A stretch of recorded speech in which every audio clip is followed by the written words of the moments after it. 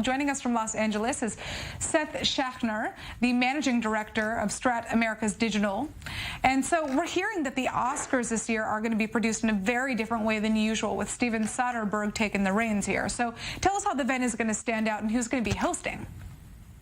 Well, good afternoon. It's great to be here, and it's a really exciting day here. I don't think there's going to be a formal host per se, and Soderbergh and his collaborators it looks like they're going to do something that is super, super creative. It is split between our train station here, Union Station, and the Dolby Theater, and I believe that there'll be some performances in other remote locations. But from what I understand, creatively, they're going to try to make it almost like a movie, and the participants they're going to be in character, but they're really being asked, Brad Pitt and Harrison Ford to kind of be themselves and give whatever speeches they want to give. And I think they're really trying to make it something that's true to form, true to the cinema, even with what's happened over the last year. Right. So it will be in person. It looks pretty creative and super, actually. So let's begin with the nominations. Obviously, that's what everyone wants to know about. Who has the most nominations right now, and what are some of the films to look out for tonight? Well, I think Nomadland is probably the big one with a lot of the nominations coming in. And there's a stream of award shows that come before the Golden Globes, the directors, the Screen Actor Guild, and you can always look at those, as sort of, forerunners of what's likely. But I think Nomadland, which is, a really striking picture, looks like it's probably, in the pole position to have, one of the biggest nights that are out there. But there's some really interesting pictures like Minari that are out there, and Promising Young Woman from Universal. Carey Mulligan's in that also have some, I think, very strong and interesting chances when you see who the Academy's actually voted for.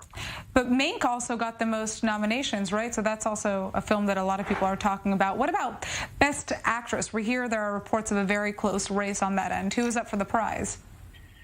Viola Davis is the one, I think, where kind of the betting is on, but it's a very close, the expectations it'll be a very close race. I mean, Audra Day from the Billie Holiday picture, and Frances McDormand, certainly for her role in Nomadland, is up there as well. I think Carey Mulligan is kind of one of the exceptional dark horses from Promising Young Woman as well. But I think people think that Viola Davis will come through on that one, and I think you'll probably see Chadwick Boseman picking up in the actor prize for the same picture. Right. Now, what about Best Actor? Well, I think for Best Actor, that's Chadwick Boseman. I think really that's probably more of a sentimental pick. Obviously we lost him, and I think he's probably the one. There's been some great performances. Riz Ahmed in Sound of Metal was exceptional as well. But I think betting sort of on Chadwick there. Now, the coronavirus pandemic has really shifted the consumption of film and television from theaters to platforms like Netflix and Amazon Prime. Is streaming here to stay, and how has the Oscars adapted to this change? Yeah, that's a great question. I mean, yes, it's definitely here to stay.